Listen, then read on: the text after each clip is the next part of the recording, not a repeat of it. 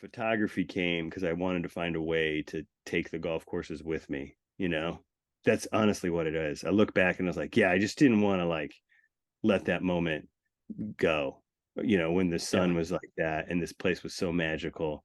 um I never, you never know if you'll be like that again. You're like, let's capture it and Yeah. share it and bottle it up, and that's what photography does, and so that's what I do.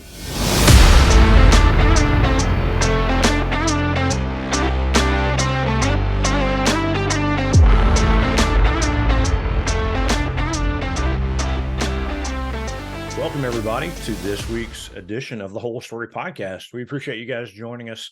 Jonathan is on the road again, not in a foreign country, but in the great city of Houston. Jonathan, good morning. How are you doing?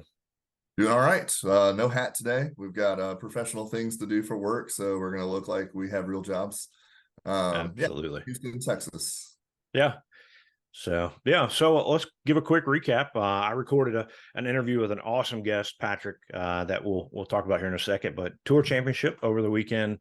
How about our guy Viktor Hovland? Yeah, I'm telling you, I want to play. I want to play that boring of golf. Like, he makes golf look like it should be just this easy.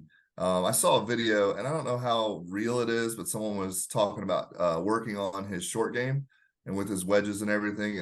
And it's one of those videos where you're like, is this real, or is this a guy who's just taking credit for something that didn't actually happen? But I mean, the results speak for themselves, right? Like, he's just literally outpacing the field. I dare I say it, if he keeps this up, does he have like a Tiger year next year, right? Whenever the season comes around, if you're winning by 7, 8, 10 strokes, or even in the playoffs, as in the case that this last weekend, where if he didn't have the 5-shot lead to start, but that format, if you're playing well all year, maybe you deserve to have a little bit of a handicap that says, I've been better, I might as well get at least a little bit of advantage.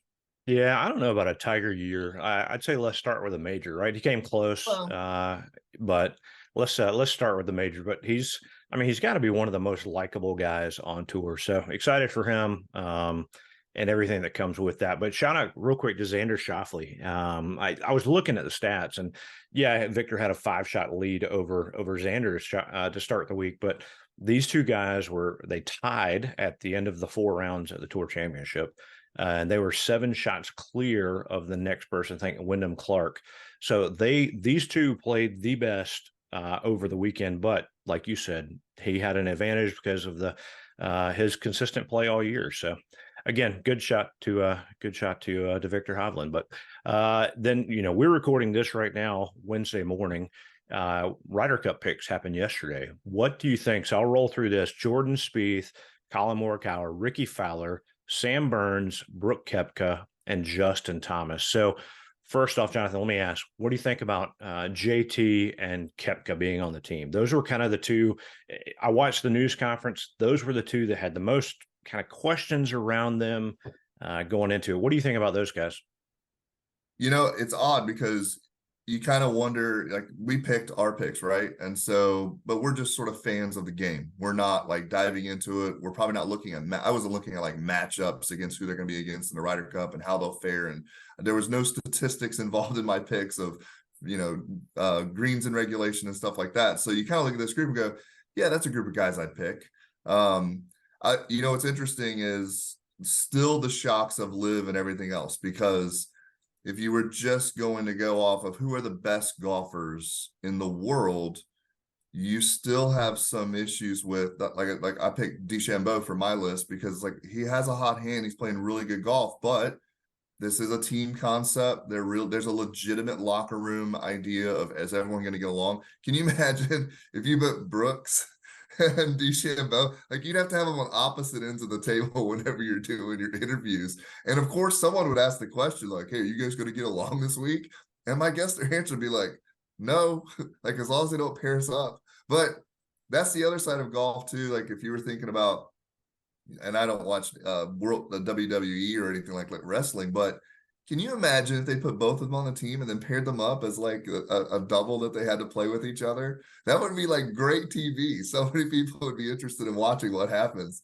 So I mean, we'll see what the European, whenever those guys come out with theirs. I think if we've learned anything this year, it's just everybody seems to be even on par with each other. Like we just showed, right? Like at the end of the last week's events, they're still tied after 4, and so many playoffs, so many close opportunities. So I think it'll be fun to watch. Yeah, I think Brooks and Bryson, whatever rivalry they may have had, they've at least for the media shown that no, that's in the past. We're good, and maybe it's like the live unity or brotherhood or whatever they want to call it. But I think again the team room thing matters, and I think one that kept somebody like Bryson from being on the team because I don't know, because of his quirkiness or whatever and things you've said, that I don't know if many of the guys that were already on the team and the others that were going to be captain's picks or maybe they're not too friendly. You don't have to be friends with everybody, but yeah, if you're in that room and there's 12 guys and captains and stuff, are they going to get along? And that's where Justin Thomas comes into play, right? He hasn't been playing well this last half of the year, hadn't played well in the majors all year. But he is a team guy. He gets along with everybody there. Everybody knows his competitiveness, how fiery he is. Like he is somebody I saw mention it. Like Ian Poulter had been selected for a number of years for the European Cup team when he didn't really earn it from his play, but nobody wanted to face Ian Poulter on the course in a Ryder Cup because something came alive in him. So I wouldn't be surprised if Justin Thomas just dominates in the Ryder Cup to prove everybody wrong. I think the one pick that you and I kind of did not guess, like you said DeChambeau would be there. I said it would be Keegan Bradley. Sam Burns, he got picked. And sure. I think if we're thinking about who got snubbed, I think Keegan Bradley might have been the one because he's been playing really well. He has verbally said, I want to be a part of another Ryder Cup team. And, he made a comment yesterday and said, I guess I have to qualify automatically because I try to be friendly with all these guys, but I'm not on the in crowd. And so he's kind of thinking, if I was maybe more friendly with these guys, I would have been in. But yeah, it kind of stinks. But hey, we've got our 12. We'll cheer them on. We'll see the European picks next week. But it's going to be fun. But we've got September is going to be a great month of golf, right? Yeah. Solheim Cup, and then we got the Ryder Cup following that. So it's going to be a great time to watch some team golf. Well, and we have our own little deal that we're doing down in South Carolina, so we're excited about that. We're going to be able to a little sneak peek later of some videos and things like that of us playing golf, trying to play golf. Yeah. Maybe not on a Ryder Cup format. Maybe we go head to head, see if we can go. We've never played skins, I don't think. Yeah, we can do alternate shot or match play or something. It'll be fun. Yeah, we'll come up with something. So anyway, so we had a great guest this week. I've already recorded it with Patrick Koenig. He is a photographer. Everybody knows he's doing this, Jonathan. He's playing golf every day, pretty much, or at least he's going to hit 500 rounds of golf by the end of the year. Partnered up with Golf GameBook, those guys, and this is the RGV Golf Tour 2.0. He's done this before. I had a great conversation with him. Excited to share that with you guys as another amazing guest on the Whole Story podcast. So let's get to that interview. All right, we have a great guest this week joining us on the Whole Story podcast, Mr. Patrick Koenig. Let me introduce Patrick real quick. He's a golf photographer. He's done stuff for Golf Digest, a Golfer's Journal, Golf Magazine. He can probably name a ton of others. He did something similar to what he's doing now back in 2018, early 2019. I think he did the RGV Golf Tour Part 1. You played in 48 states, 405 courses, I believe, according to your website. Most importantly, you raised $20,000 for the first tee of Greater Seattle. That's awesome. And then 2001, and obviously things in between. 2001, you were an intern for the Wisconsin State Golf Association, which is crazy, right? So you're an intern, you play golf all over the state, I think 76 rounds in 10 weeks. And currently you are on the trek to break the world record of number of rounds played in a year. You've partnered up for the RGV Golf Tour 2.0. You partnered up with Golf GameBook, our friend Miko Maneris, and once again, raising money for the first tee of Greater Seattle. And then even today, we're recording on Monday, August 28th, and you've played twice today. So I can't imagine the schedule you've been on, but what is number 384, 385 on your list to get to 500 for the year. So Patrick Koenig, we welcome you to the Whole Story podcast. Well, thanks for having me on. That was a heck of an intro. And I'm glad you got all those other pieces. I guess I forgot about the internship, which is funny because it was, I mean, it was it didn't feel like an internship. It felt like a dream job. Yeah, I played, I think it was 79. They gave me 50 courses in 50 days. And I responded for like, that's a little light, fellas. Like, yeah. Come on. What if we just one a day? And so I ended up playing, I think, near 80. I saw a lot of Wisconsin. I saw so much Wisconsin, all the hits, and I love it there. And I remember you were saying this about golf stories, and there's one story that sticks out to me on that, and it comes at the very final round at Blue Mound, which most golf aficionados will know, golf course aficionados will know is a great Rainer outside of Milwaukee, and that's the final course that I'm playing. And I birdied the 17th hole, and we come to the 18th hole, and I'm like, oh man, wouldn't it be great to get a couple birdies to finish, the thing. And it's so I hit two big shots to get to the front of the par 5 in 2, and I got about a 90-foot putt for eagle. And I'm like, well, how often do 90-foot putts go in? Like 1% of the time. I was like, but this would be cool if it went in. Why don't you hand it? I was playing with Rob, I think he's the director over at the Washington State Golf Association, and a couple of the staff guys over there. And I handed the phone to one of the guys and told him to record it. And wouldn't you know, I made that 90-foot putt for eagle. And the guy was so excited recording it that, like, as soon as it went in, and like I was jumping up, like, there was an epic celebration of us running around, and he stopped recording like as soon as I hear the like, yeah, like that, and it cut out. We blamed it on there was some sort of electrical surge that went off in the state of Wisconsin, at least around the Milwaukee area, when that putt dropped for a walk-off eagle after 50 days of golfing throughout the great state of Wisconsin. And I mean, it's like, that's one of my favorite stories of all time. I'll die remembering that as one of the greatest golf moments, is when the golf gods came down and said, good work, here's an eagle, carry on, good son, something like that. Well, that's funny you say he stopped recording, but that's the great thing about golf stories, right? Like, it might not be on video or the post celebration or whatever, but you'll remember that forever. They will remember that forever. So nothing will take that away from you. So that's awesome. Right. Yeah, it was kind of fun that, it made it interesting that he stopped recording. I mean, I kind of thought it was, you're like, oh, but it was whatever. We were just elated with the whole situation, and we got something that we could, at least put out you can find it on my Instagram if you scroll back far enough. It's a good little clip, and you can kind of see the energy that was going to happen into that celebration. So it was fun. That's awesome. So where did all the love of golf come from? I mean, you're a good golfer, so it's not like you're just out there hacking it up, but you're really good. Where did it all start? Arlington Park Golf Course in Fort Wayne, Indiana, which nobody's played. Nobody listening to this podcast has probably played Arlington Park Golf Course in Fort Wayne, Indiana. I mean, if you have, send me a message, because it's one of those. It's a little par 3 executive course in a neighborhood in Fort Wayne there. Nothing's longer than 300 yards. There's not a bunker on the course. All the greens are circular in nature.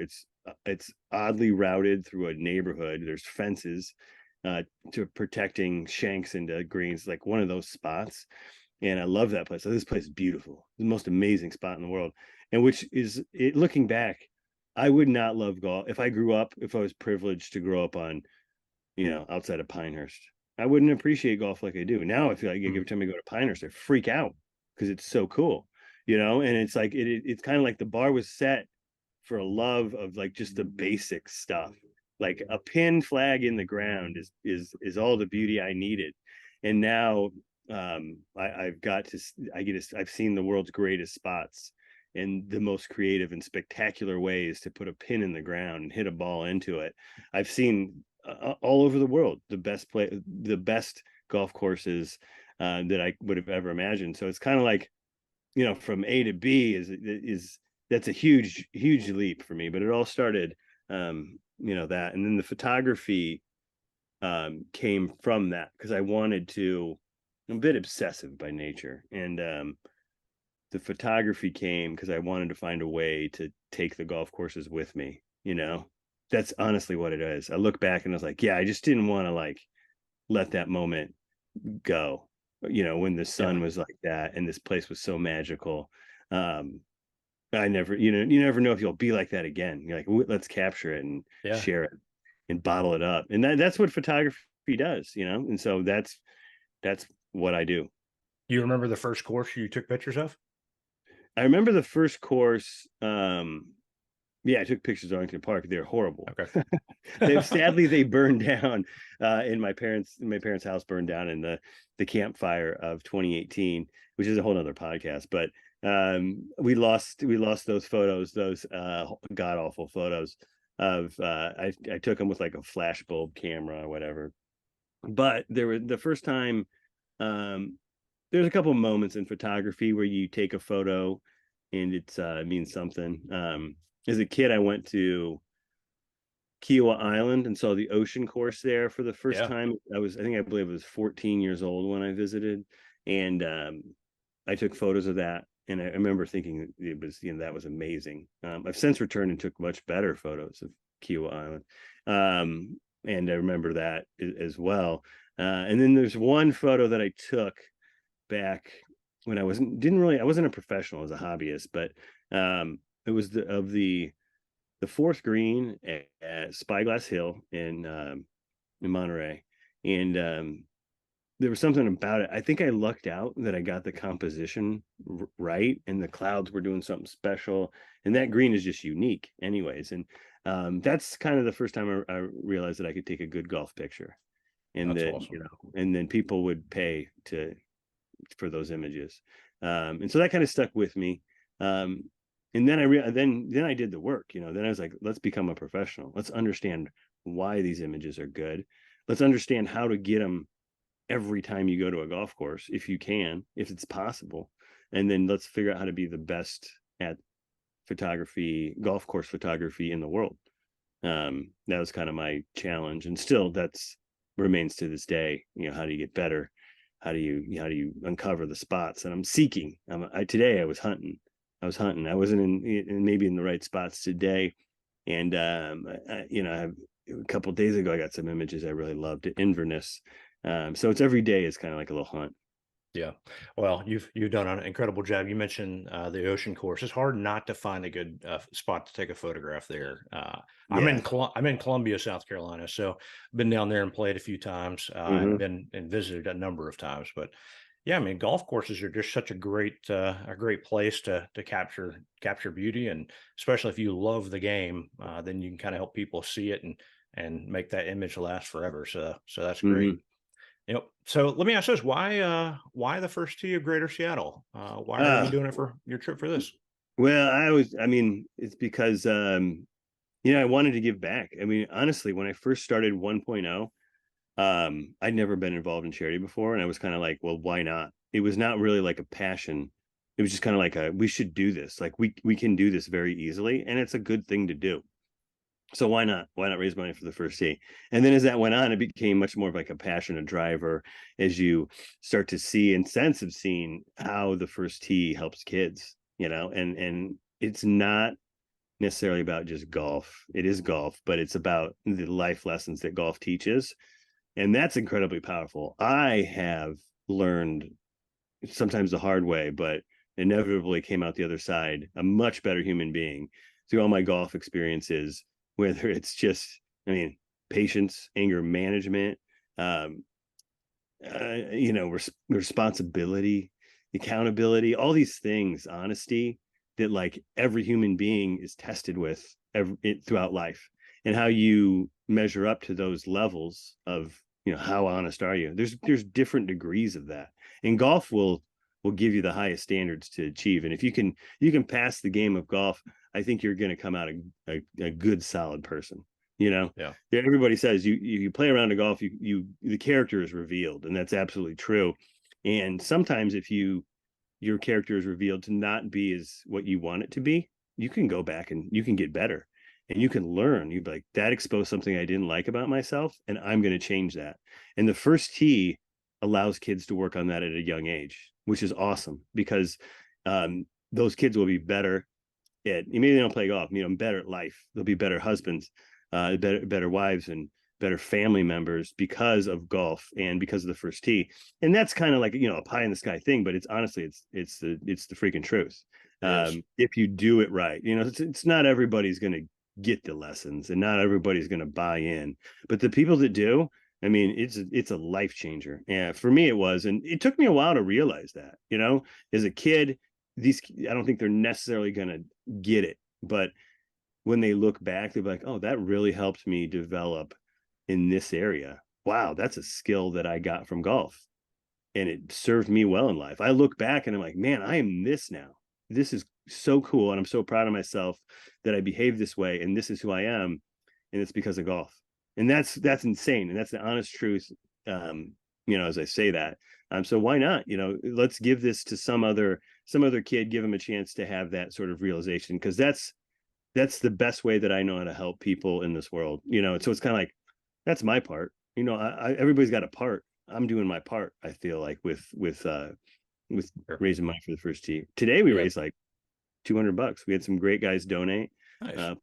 Played Copper Hills out here in Michigan, and we got a couple $100 for the kids. So there'll be a big check at the end. We're over 21,000 raised for the first tee and a couple other charitable organizations, or probably 22 actually now. And we're moving along. That's great. Only 2/3 of the way done. Yeah, So. yeah, you still got more to go. So we saw you, Jonathan and I. So I've known Miko for a while and followed GameBook, and so I knew your golf adventure and followed you for a while, and so I knew what you were doing. So back early February, we roll up. We're out there for some of the waste management. Roll into Greyhawk Golf Club on February 5th, and what do we find in the parking lot but the RGV? Sitting there in the parking lot. So that's been a long time. You might not even remember that far back. I do. I remember where I parked it. I parked at Greyhawk. I remember it well. I played with just this lovely couple. The names elude me. I could probably pull them up. I remember they were from Chicago, and they're like, you got to come play with us in Medina. And I reached out to them. They were out of town when I came to Medina. But we had so much fun that day at Greyhawk. And I got some great photos. It was just an awesome day. I remember I parked in kind of like the back over by the road, kind of out of the way a little bit, which I try to do because I don't want to take up too many spots and piss people off, which I probably have done a couple of times, but I try not to. Sure. I told Jonathan, like, man, we need to swing by and take a picture of it. So I think we even posted it and tagged you in or something back then. Yeah. But, awesome. Yeah. I don't know if, that's been quite some time. It's been a while. Yeah. Think about that. When that happened, I'm still on the same golf trip. I haven't stopped playing golf since that day, which is freaking absurd. It's like people hear the number 385 different golf courses so far this year. And that's a lot. There's only 365 days in a year. So, and it doesn't register. People have no idea how much golf that actually is. Like it's so insane. So yeah, that was one of the things, like you're on a pace, like most people, like guys or whoever go on a buddy's trip for a weekend and they come back and they're like, I've played more golf this weekend than I have in a long time. I'm incredibly sore for weeks, and you're on 385. Like, how are you holding up, playing multiple rounds a day sometimes, but then traveling to the next place? How are you surviving all this?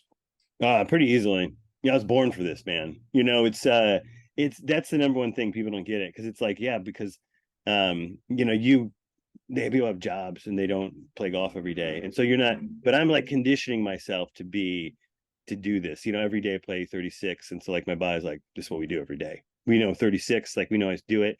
Like, the bod is ready to rock. And I thought maybe, not to say that golf, you can get injured very easily in golf. It's a, repetitive motion, but I've dialed my swing back. I don't hit, I'm not hitting at 300. I'm out there like hitting at 270. If that's plenty, 250 to 270. Just pretty casual, like robotic, and that allows me to play some really good golf. You don't have to smash it to play really good. Obviously, it's a benefit to hitting a deep ball, but that's not what I'm trying to do here. I'm trying to play a lot of different scores. Or a lot of different courses, and 2 a day. And so my body is, I'm doing the CBD. The CBD is helping. I definitely think it helps with inflammation. I've got my little things. I eat cereal in the morning. I got a couple of like smoothie things that I do. I try to eat healthy. Inevitably, it ends in pizza. So I'm stretching. I'm stretching a good amount. I got to keep the back. The back gets a little sore. Not gonna lie about that. But you've got to do some stretches. And my swing is really the thing that I think helps me to do that the most, is I don't go as hard at it, and it's a little more friendly for longevity at this point. Sure. That's probably good advice for everybody trying to play, to swing easier, right? Yeah. If you're gonna play a lot of golf, my dad has a great one. He's not even that good of a golfer, but he's like, if you just don't swing as hard, you'll just have to live with the 15 extra yards. It's so true, because people try to kill it, and it's all about club head speed utilization, right? You can have 90-mile-an-hour club speed and hit it a ton. You don't need a swing for it. And most people are like, I watch a couple guys, they're swinging hard, ball's not going that far. It's because they're like, these mechanics are not geared to get the maximum out of that effort. There's a lot of wasted effort on amateur golf swings. Yeah, and the pace you're going, you don't have any time to waste any effort. So, no, I play fast too. That's why, if anybody listening, but you just play faster. I don't take any practice swings. I just go up there and hit it. And yeah, there's not enough time. I don't know, what are you thinking about? The 3 YouTube tips you heard. Yeah. I'm telling you, just go hit the ball. If you didn't bring it with you, right? Yeah, and I have the advantage that I'm playing so much, and I have the luxury of like kind of honing my swing and have a large body of that. And so, but yeah, just move fast, man. And like, I enjoy it. I've figured out how to play bad golf and love it. Like, it doesn't bother me. And I think a little bit of that is the function of how much golf I'm playing. But yeah, that makes this so much more enjoyable. Yeah. So how do you balance the logistics of like scheduling the trip, where you're going to be, who you're going to play with, what courses will let you on? And then on the other side, you're taking great photos and videos, drone shots and stuff. How are you balancing all that? What's the planning like? Yeah, that's, then I got to balance the podcasts too. It's a schedule every day. You kind of wake up, here's what it is. Here's the golf course. Like tomorrow, I'm only doing 18 tomorrow, but I got to drive, so it's kind of like each day I look at what can I do that day. And I've scheduled it around sunrise and sunset to try to get some beauty shots of the golf courses, because that's what I love to do. That's my content, and that's what photos of every place I go to. And then it's, downtime, is editing, planning. It's never ending. It's just like, it literally does not stop with the stuff. And it's great, because it's like, there's nothing I'd rather do. But it's like, I don't know if anybody else could do this. No, I don't think anybody else has the drive to do something this ridiculous with the photography. I know any of the other golf photographers that I know would not want to do this. They're like, they do a shoot. It's like they put it in the can and it, like, work on it for quite some time. And I'm doing 2 shoots a day, type stuff, and like buzzing through a lot of it. I'll go back to some of these and like kind of spruce them up. And like this, it's certainly like, I don't know, a light version of what I would consider as a photo shoot when I visit these courses. But if there's a great opportunity to get great photos, I cannot miss it. So it's an act every day to find the time to do everything. I got a girlfriend. I gotta find time to, show my love to Rachel. And so she comes out, she helps out. She just left. She's, I don't know where she's, in an airport somewhere going back to California. But she's great because she helps out with finding places to stay. And it's just fun to have a partner on the road, and so we have some fun together. but it never feels, when you're done, there's hours to plan and to do this. Sometimes I get behind, sometimes I get backlogged, but I'm doing a pretty good job of staying on top of it. The only thing that I regret is that I've gotten so many requests to play that I'm not able to get to all of them. And it's like some of them are really great. Like people like really tell a story and like I want to go see them badly. And then Yeah. like I end up just like, there's not enough days. There's not Yeah. enough time. I cannot do it. Like I'm trying to do 2 a day, trying to get to everybody. And you're driving. And I'm driving, and it's just like it's not gonna happen. Yeah. Because on 1.0 it was a little more manageable. Like there's not as many people reached out, and like I don't know, it just seemed more manageable. And I got to most of people, and I just think I didn't get as many requests. Everything's bigger on 2.0. Yeah. And we've got GameBook involved. I'm just doing a lot more. The first one went through my own money to do it, and I just literally did what I wanted. And there was a long stretch where I just did 18 holes a day. It was just like I'll just do 18, and that's so manageable because then you do.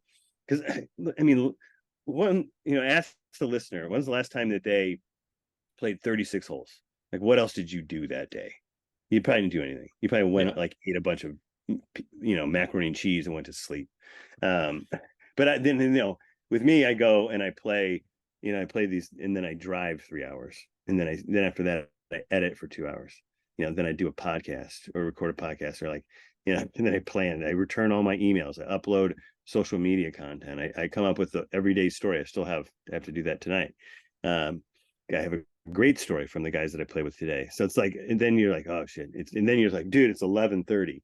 All right, I'm gonna do one more thing, and then it's 12:30, and you're like, oh man, I got to get up for sunrise at 6 Yeah. and get these shots. So I hustle to bed, and you're like, that's how it is every day. Yeah. And you did park the RGV for a minute and hop on a plane and went and saw Miko in Finland and play some golf there and in Sweden. How was that trip?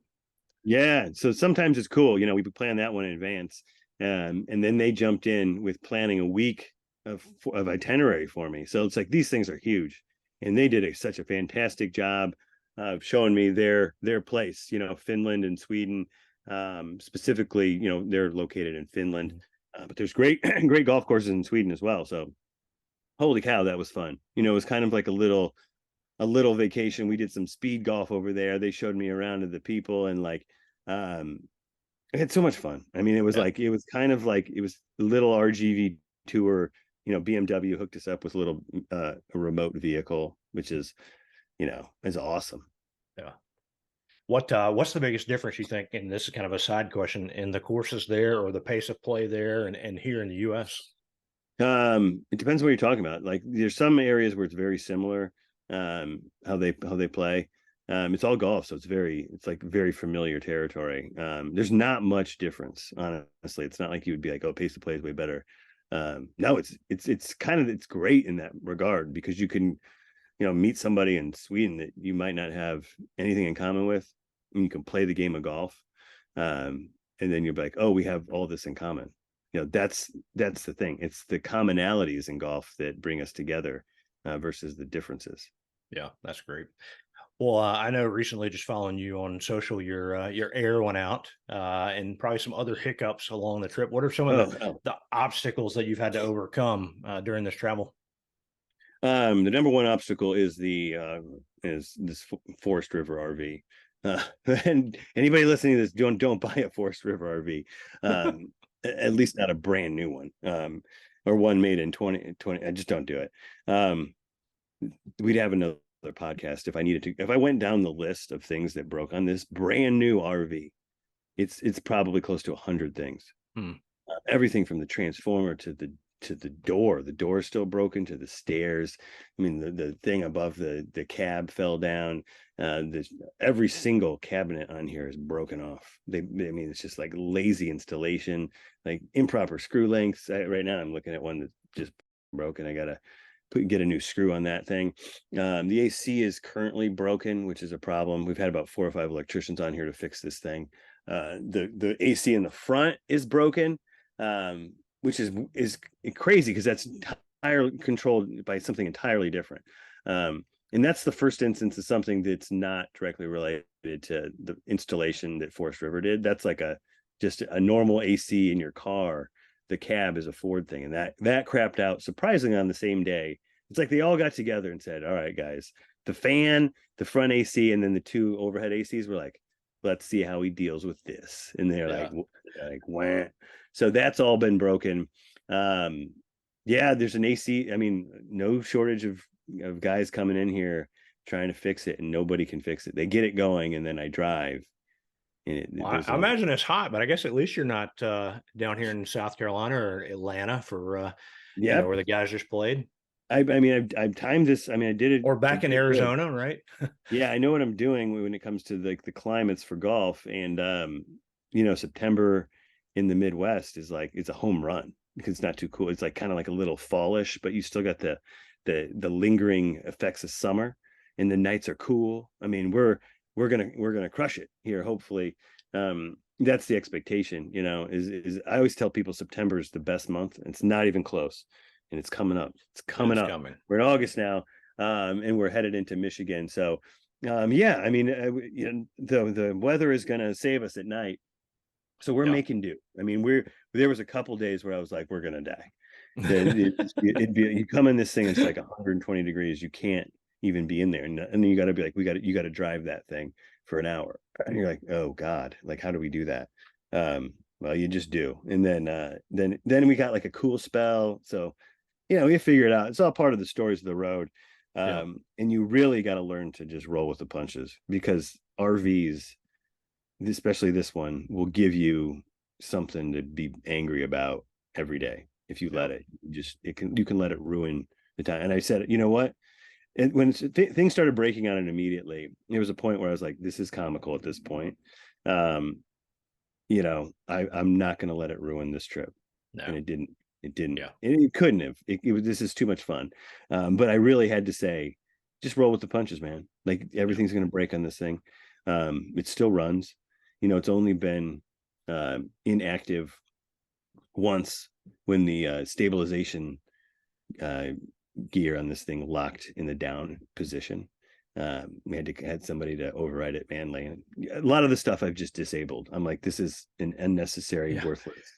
I'm almost there. Let's just keep going. So I'm like, yeah, it always reminds me of kind of like, have you seen the end of Hot Shots? where Charlie Sheen's coming in and he's got to land the plane at the end, and it's kind of a spoof on Top Gun, but they're like, the left wing's gone, and they're like, looking good, the right wing's gone, oh, almost there, and then he just like lands. It's just this hunk of metal just flies down onto the tarmac. That's kind of how I feel like with this RGV. But I mean, if you were to, everybody comes in here, they think it's like a golf museum at this point, because I grab a little something from every course that I go to and I stick it on the wall, and it's really turned into something cool looking at this point. And that part is my favorite thing about this thing. The operating mechanics of it, and is not fun, but it takes you to the places, you get to meet the people, and that's what it's about. So from that standpoint, it's served its job. Yeah. You mentioned all the cool stuff you've got in there. What do you plan on doing with all that when you're done? I don't know. There's some good stuff in here. So maybe I got enough for like a full like man cave, like for days. I could never. My apartment back in Laguna Beach is not ready for this amount of swag that I have. So we'll figure something out, and probably box it up and find a cool way to display it. Man, I got pencils all over my wall too. Like, it's got to be small things. At this point, it's turning into, something seriously impressive. I feel like there's a couple people in the world that have seen more golf courses than me. I know of a couple that have, but there's not many. There's not many more that have seen. Once you get over 1,000, there's less than a dozen people that have seen more than 1,000 golf courses, played 1,000 golf courses in their lifetime. Over 2,000 is very rare. And I think Radofsky's I didn't get to meet him. He's a Boston guy, but he was busy playing. I think he's over 3,000, which is insane. Once you start, I urge the person listening to this, try to count up how many golf courses you played in your lifetime. Most people, I tell them, oh, I've played 1,300. They're like, I probably played a couple hundred. It's like 25. people are like, oh, I only got to 50. I thought I played a lot. 50 is a lot of golf courses, but like it's a lot. It's a number that it doesn't seem as big as it is, Yeah. Yep. It adds up. Well, golf, like RVs, is a thing built on consumables. And I know you've, doing as much golf as you do, wearing out shoes and gloves and losing balls and all this other stuff. But I mean, you've got folks that are supporting you. So you want to kind of give a shout out to some of the brands and folks that are kind of helping you along the way? Oh yeah, I would love to. I mean, these guys are great. These are great. I mean, it's not. I didn't just hoe out the RGV to be like, hey, who wants Right. $100 for this? Or no, I was like, I want to work with people I like. I'm 43 years old now, and in a position where I only want to work with people I like. If I don't like you, that's okay, but I'm not going to do stuff with you. Right. And so all these people, first off is a golf game book. Download the app, and it's just worth it. You get a great GPS and scorecard, and then the social media stuff. It's a You can lot of follow fun. Yeah. me. It's a good app. It's a good app. Honestly, I can say that now after living in it every single day. And then I got my breakfast balls people that send me more polo shirts I know what to do with. Literally, I've got like hundreds of them in the back, and they're also creative and fun. We had a big league chew one the other day that people were freaking out at. That was old, but I was like, people finally saw it in a reel and they wanted to buy it. And you can't blame them. I mean, they're great because they approached the game of golf with the same sort of fun attitude that I do. Yeah. And when they call, our first call was like their guys, they were like, yeah, we want in. Like, we've seen what you're about. We want in. And so I gave them the price to become a sponsor. They did that, and then they kicked in like $3,500 for the first tee, just because they were like, That's we great. want to be supportive. And so it's like people like that are just like, they're just good folks that like want to do good stuff. And like, it's so cool to be involved with those guys who are Roosevelt's is the brand. Breakfast Balls is the line of golf clothing. So I mean, support them. Go buy a shirt from them. Sure. I mean, because they're cool shirts. And then Stewie, I got my buddy Stewie, Yeah. Stewart Golf, from Great Britain, is my bud. He's my electronic bud. He follows me around. We have some good times out there. He's one of those follow carts, and he's top of the line. He's sharp. I got to charge him up, and he's always itching to get out there because it doesn't always make sense for me to bring out Stu. Sometimes there's, people are taking golf carts, and sometimes you can't bring your own. They yelled at me at Medina for Stu coming out, because that everybody else wasn't allowed to do it. There was a board meeting that said you can't have electronic carts, and so it's like stuff like that. But when he gets out there, boy, we have ourselves a time.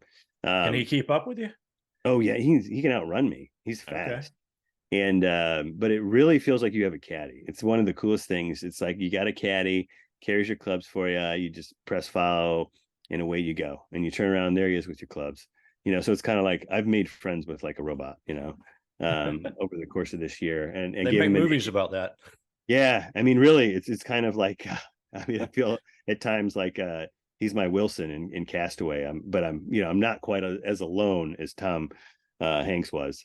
But it's kind of like that, it's kind of fun. He's my bud. So if you're looking for a guy like that to get in your golf life, Stewart Golf it makes a heck of a follow cart.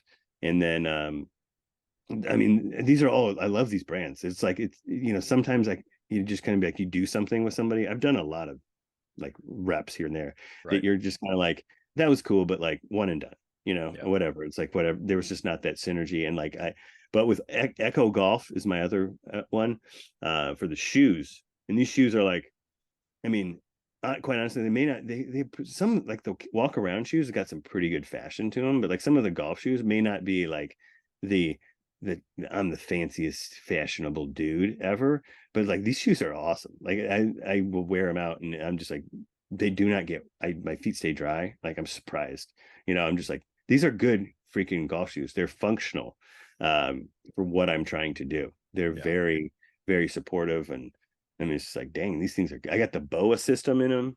The ones I got now, I'm like, these look good too. So I got like some I saw your picture the other day. They do look good. And so I'm stoked on, like, I mean, you've seen the Echo shoes. People know what they are. Like, Oh but yeah. I think what they I've got don't. a pair. I've got a pair I've had for a long time, and I keep, I try to, find something new, and I keep going back to them because nothing is as comfortable as they are. So, Yeah, it's true. It's true. They're yep. very comfortable shoes, and I try to say they're not the most fashionable thing though, but quite honestly, that I might be wrong. They're pretty sharp too. So, Yeah. Echo is, and that's it. And then I said, we got no major clubs, or nobody else is in here, because it was like these guys were kind of like, they were great about expectations for content. And it's like, man, I'm playing 36 holes a day and doing this and this and this. It's gonna be, it's gonna be tough. I'm gonna do as much as I can. And I was telling them, guys, I'm trying my best. And sometimes I wish I could do more content for them, because they are so great, and being supportive of this little tour. And I think that overall they're happy with the effort that I'm putting forth. But that's the thing, if you're going to have sponsors, there's requirements for that. And so Sure. you don't want it to be about meeting requirements for sponsors, and then you're just like, this isn't fun anymore. No, this is fun. We're right at the border. I couldn't do much more, and not be like, this is just too much. Well, So I'm able to kind of do some things, say yes, have some adventures, take a minute or two to go to the Baseball Hall of Fame, and have myself some fun. Well, it sounds like you're working with great folks that can enjoy what you're doing, enjoy the ride and everything. So that's great. Well, we ask everybody, what is your all-time best shot? Maybe it is that long putt you were talking about on the Oh, from. But what is your all-time greatest memory in golf or golf shot? well, my bet. I mean, I've had some good ones. It's always the recovery shot. It's never. I have no hole in ones. I have no albatrosses. Plenty of eagles. Hold out from the fairways and stuff. Just like pure golf shot. There's a couple. There's a couple that will remind me. I actually have a video of one that was pretty amazing, but similar to that. And I think it's actually, no, it's probably back in 2018. It was my shot of the tour in 2018. I think it's still probably the best. It was at Victoria National in Evansville, top 100 course. Probably the hardest hole. It's like 14 or 15 out there. I hit it right into the junk. I'm like in the bushes kind of, but I have a kind of a good lie where I can get at the back of the ball. And the play is just to punch back out. It's about 160 yards to the hole, but it's through a forest. There's nothing. There's no way you can get a ball through there. But there's a way. It's kind of like a gap in the trees. I mean, a very small gap in the trees, like 60 or 70 yards right of there. And so I'm looking at it, and I hate to punch out, but I was like, I look at the lie, and it's kind of uphill, and I go, I could just punch it through that hole in the trees and then hook it 70 yards onto the green. And they laughed, because it was such an absurd thing. And when they laughed, I was like, it was like a challenge was issued. Yeah, might as well. And I was like, well, who gives a shit if I pump this deep into the woods and it never turns, and we'll just never see that ball again, whatever. But I really felt confident that I could at least get my club on this thing and get it to turn and like maybe have a chance. So I hit the shot, and as soon as I hit it, it was like oh my God, like I did it, like, because it was dead flush. It was a dead flush out of that lie, perfect, and it was hit hard, and it needed to be. And so as soon as it hit the gap, got through the gap, which is like, I don't know, 3 to 4 feet, and it's this big tall strain of trees. So it was like, once it hit that, you could hear the other guys go, like there was like like a gasp. There was like a gasp when it hit that, and then it well, that's the first part that was unlikely. And then it had to turn about 60, 70 yards. So I knew it had a ton of hook on it, and it did. It hooked on, and and then it comes in sideways. It came into the green sideways, full sideways, rolled up to about 15 feet, landed, and everybody was like, that was the greatest shot I've ever seen. And I was like, that was the greatest shot I ever hit. And so it was like, I did another one. I have the kind of the ability to do that hook. I did another one that was similar the other day, in Pinehurst in North Carolina. It's actually on my Instagram that you can see. You can't even tell. We couldn't get the shot tracer to go that obscene. Yeah. It doesn't go that hard. Like that was such an insane hook. Like the guy on the green when it came in, he thought somebody else hit it from another hole. Oh, He's wow. like, you hit that? It's like came in like backwards. It's insane. But you can do it if you have an uphill sort of like look, you can, a good golfer will know how to, you can hit the screamers like that Oh, on yeah. purpose. Yep. Well, I've tried a few times and maybe gotten lucky once or twice. I've definitely hit it on accident. So, Yeah. yeah. Right. Yep. All right. So But let me ask. Go ahead. No, I was gonna say, but it's when you're able to control such a wild shot like that and to get Yeah. it to do what you intended it to do is the most satisfying shot in golf. Like it's Yeah. like you have complete control of your ball. It's kind of what Tiger Woods considers his mastery. He relishes those shots to be able to have complete control of your golf ball. Just bid it, have it do your bidding. And so just to get a glimpse of what like Tiger can do, whatever, is kind of what that is. Yeah. No, that's awesome. And again, another great golf story. And that's what we want to hear. We'll do a rapid fire. We always call it the quick nine. And so kind of a quick nine questions here off top of your head. You can expound on any of these you want to, but let's roll through these. Favorite course that you've ever played? Oh, my favorites today at Cypress Point. Okay. You're one of the lucky ones. Yeah, I played it twice. Oh man. I'm lucky indeed. I'm lucky indeed. Yeah. All right. What's the top course on your bucket list? Sandhills or Royal Melbourne, Terra Edie. That's it. I mean, those are top three. Those are like New Zealand, Australia. Yeah, I got to see those. I haven't been yet.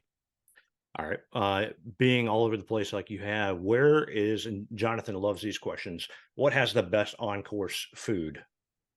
No, it's the Burger Dog at the Olympic Club. Okay. It's not. That's the best on-course food. And there's no argument. Like that's the answer. Okay, that's the answer. And I'm sure that other people could come in, but I'd be like, that's wrong. And I think you'll get a lot of food. I know Tom Coyne agrees with me, and Tom's a well-traveled man. Yes, he is. Yes, he is. All right. What's your favorite course to photograph? I mean, Cypress Point. Yeah, you kind of they're a little. You kind of got to be a little under the radar. They don't want you taking a bunch of photos of every single hole and stuff there, but they're everything's a little bit more lax. Other good ones to photograph, like Chambers Bay is like really a fun playground for photos. That's where you end, right? Yeah, it's going to be January 2nd, so I don't know who knows what we'll get when we're there. That's the finale, but that place is stunning. In the low light with that's a cool spot for photos. Every golf course presents a unique opportunity. Some places are, the more trees, the less I like it. Let's put it that way. Okay. All right. What's the favorite club in the golf bag? Right now, probably the 9-iron driver. It's probably the driver. I'm like pretty robotic with it right now. Very nice. Putter's the answer. Putter should be the answer, but putter's the actual answer. I was not thinking, but then I was like, absolutely the putter. Yeah, me and my homie, we've been on 1.0 and 2.0, and she doesn't let me down. Here and there, but like I've stuck with her, and we're really done some good stuff together. Yeah. All right. Well, you're surrounded by them. What's the best golf course logo? Marion. Okay. Some other good ones is Salem Country Club with the witch. That's a cool one. Salem, I don't think it's enough love. Sleepy Hollow is another one, which is, I'm looking at like Dedham Polo. Dedham is a really underrated place in Mass, which is very similar to Sleepy Hollow, which is on the pillow that I'm looking at right now. Sullivan County Golf Club, Tom Coyne's new place, got a cool logo. It does have a sweet logo. God, there's a ton of them. I mean, I'm kind of looking around. St. Louis Country Club's got a good one. Quixote Club, that's a one in Sumter, South Carolina. Absolutely. That's banging. Garden City's cool. One thing that I noticed that I don't know if it's controversial, whatever. There's a lot of golf clubs that take the Indian Head logo. and use it, like especially in like the East Coast. I must have played 20 of them. I think it's pretty cool. And I don't know if there's I don't understand there's a lot of backlash for that. From the clubs that I've found, it always seems to be pretty they're honoring the tradition there of the tribes and the people that were there before. So those all seem to be really cool. I've got a number of those around. Belmont Country Club's got a turtle, like a cool sea turtle that most people haven't seen. What are some other ones that I've got right here? Oh man, I could go up to the front and really give you a list, but Yeah, you're surrounded by them. Those are the ones right off the top of my head that pop out to me. Yeah, that's awesome. I saw that you played the old course with Bill Murray. Yeah. So that brings the question, and maybe he's the answer. Who's the most famous person you've played golf with? Yeah, it's got to be Bill Murray. It's got to be Bill Murray. I mean, the person in the place, right? It's hard to argue with that experience. Yeah, it's good. I mean, Paige Sporanic's getting, she's pretty popular. People love, because they see that I played with her, and people love Paige stories as well. She's popular on the internet, and a great gal. Played Kevin from The Office. Kevin was pretty fun. Nice. A couple other, but definitely Bill's probably the biggest. I got you. Who would be a dream foursome for you? We used to be Bill Murray. So I mean, I guess does he, like, once you play with them, do they go out? Do they stay in? I'd want to play with maybe Jesus, because that'd be cool. Because then I could be like, asking some questions of Jesus, and then I could tell people, here's what Jesus said. And then this is kind of like a fantasy I have, because I get so much into the architecture. I love these places, and I'm always so interested. Like the ones that are really the most interesting or mysterious are the old ones. Donald Ross or McKenzie, McDonald and Rayner places are really cool. But what would they say if you could bring them back and show them? Here is Pinehurst number 2, Donald Ross. What do you think of this? Oh my gosh, that would be so cool to see his reaction. What would he think of it? I think he would be proud, and I think they'd be horrified. And some, they'd be like, "This is awful. Well, we never intended for this to happen." But other areas, they'd be like, "This is amazing. Wow, really cool." And then who knows what they would say? Who knows? But that to me is like, that would be really fun to, bring back McKenzie and show him Augusta. He'd be like, I didn't build this place. Yeah, McKenzie wouldn't recognize Augusta National. He's like, no, this is all wrong. What does Tiger Proof mean? Yeah, he'd look at it and he'd be like, why is this pond here on 16? This was a creek and the green was on the other side. Like, just stuff like that. Would he be like, this is great, way better than what I built? I don't know. Honestly, we will never know. But that's kind of a fun thing to think about. And I think that we will argue about it and discuss it, and there'll be experts in the matters for years. And the people that get it right will be handsomely employed, Gil Hansen. These guys are good at understanding the intent. And for the most part, you kind of, I agree with that. That is really good. And I think that they would as well. But, if I had a dream foursome, I'd bring back some old timers from the grave. That's awesome. All right. We got a final question, but I do have one bonus question. Final question. What course is not getting enough attention that you think should? Oh gosh. I mean, this one's crazy to me. It's Blackjack's Crossing. Okay. You heard of Blackjack's Crossing? I want to say yes, but no, tell me about it. It's gotta be like maybe the best public course in Texas. Okay. And so if you I don't know, you Google the best public, let's do it. I'll flash it up on the screen during the best. recording. Let's see what happens. Best public golf course in Texas. You will get a list that, go see what Golf Digest has to say. So what makes Blackjack Crossing so good? So the thing about this is that it's so far away. It was like 7 hours west of San Antonio in a place called Terlingua, Texas. And nobody goes there. But it's like, I saw a couple pictures of like, this place looks spectacular. And like from a scenic standpoint, it's better than anything. So I'm looking through the list here. You got Pine Dunes, you got Omni Barton Creek. These are great. Omni Barton Creek, Ramrock, you got TPC San Antonio, Oh, it did make a list. Blackjack's Crossing. I don't think this was on here before, which is good. So it's on there. It's on there now, because before I didn't think it was.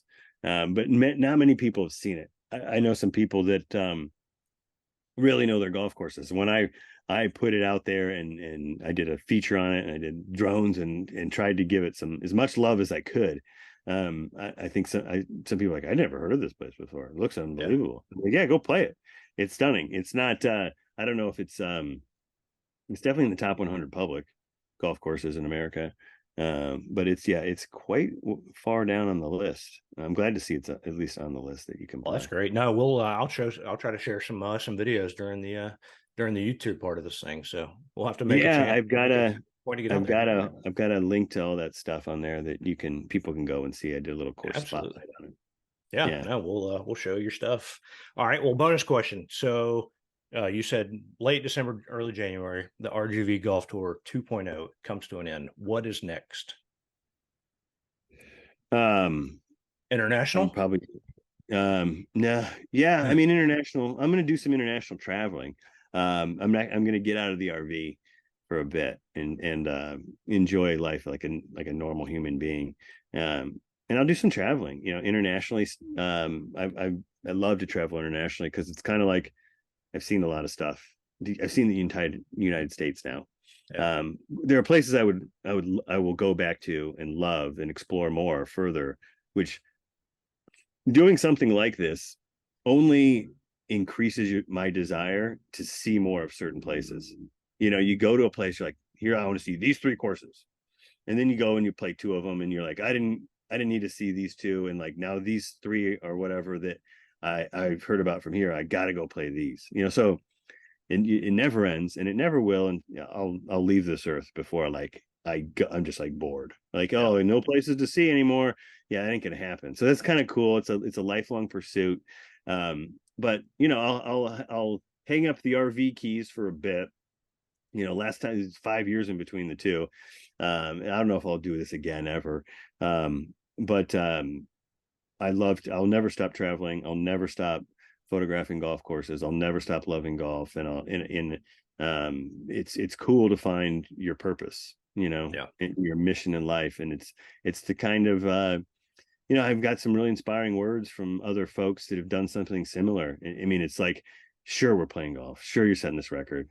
But like, what happens is, like, Jimmy James, who played the top 100, great dude. We had a good conversation about this just the other night. He's like, what you're doing is like, you're bringing people together, and when somebody like that tells you, that's what you're doing, you feel real good about it. Cause you look back and you're like, I am doing that. I'm bringing people together like every day. We had a group of 5 guys today, and we had Len Matisse out playing golf with us, and we brought everybody together, and like, it was a great day. I mean, I'll remember that day today for a long time, and I hope they will too. So we're giving people some smiles. We're hopefully entertaining them, and introducing people. I mean, it's been cool to see the RGV tour brings this person, and then they become off and become friends. It's like, that's just great. So it's kind of cool to have found my place in the in the world. And I'm going to go hard at it. Whatever I do, it's like, I got to go hard, world record hard. We're going to set this world record. It's going to be so exciting when it actually happens. I don't know what's going to happen. I might break down and cry, or I might just be like, let's go play again. I don't know. Yeah. I mean, will be exciting to see. One thing we know, it's going to be a really cool finish, no matter how it ends. Because there's so much energy and passion that's been poured into this thing by so many different people, not just myself. That, like, that's what life is. When you live it this hard, it becomes so much more rewarding. When you put your energy and passion into anything, it just becomes worth it. It becomes meaningful when you put that energy into something. And like, I'm so lucky to be able to do that. Like, there's so many people that pour it into something that they don't care about, and it doesn't work that way. And it's like, it's kind of like an expanding on that whole thing, is that when you find something to do that you love, you're not going to work a day. Well, it's like, well, you're not, when I say working, you're just driven. The work doesn't feel like work. You're still working hard at it. And so that is a really cool thing to have.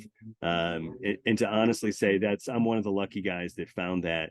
And I just feel like, I never know when it can run out, when my chance is going to end. Hopefully it never does. But it like, you hear other people that have it, like you listen to Chris Rock. Chris Rock's like, he's got it. He knows what he does in his life. And he's like, he's like, they're not on to me yet. He feels like they're on, like they're going to kick his ass out of here, because he's doing what he loves. I feel the same way. I'm like, God, they're gonna find out I'm a phony or whatever. I better bust hard at this. And it's like, no, you're not really a phony. You're just lucky. You just got something that you feel is so special, and you'd hate to not be able to enjoy it every day. And so you'll work your butt off to keep in that space and keep doing what you love every day. And hopefully this podcast and people hearing that take it to heart and find a way to do that. I know, and the 1.0 inspired at least 2 or 3 people to quit their jobs, and now they're doing something they love.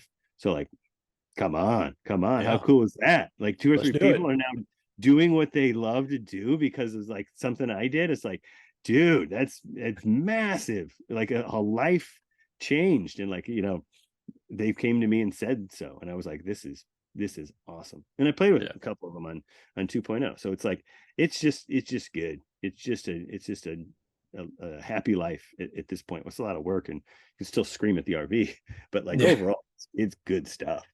Yeah. Well, photographer, golfer, life coach, right? You got it all going for. But you mentioned there that it's all about who you play with, right? Like you can play all these courses, but you are making these relationships, and they are going to have stories. You obviously have a ton of stories from your travels and experiences, but that's just what's beautiful about the game of golf, whether it's here, whether it's Finland, Sweden, California, wherever. It's golf and it's people, and you get to hang out for 3, 4, 5 hours and enjoy a game together. So I think what you're doing is awesome. We'll keep following you. Everybody go follow Patrick on social media. Find his website, pjkoenig.com. It's got links to all the different Instagram, Twitter, Facebook. You see videos, photos on there. But Patrick, it's been an honor, man. Like we don't invite anybody. We want to invite people that we think we would get along with and hang out with. And you definitely fall into that category. So I appreciate what you're doing just for golf and for the storytelling of how you do it. But I appreciate you coming on the Whole Story podcast with us. Oh man, this was fun. Yeah, it was an honor to come on and chat with somebody that appreciates it the way that I do. So I really thank you for your time, and thanks for letting me tell the whole story. Absolutely. Well, we appreciate it. Thank you all for listening to the Whole Story podcast.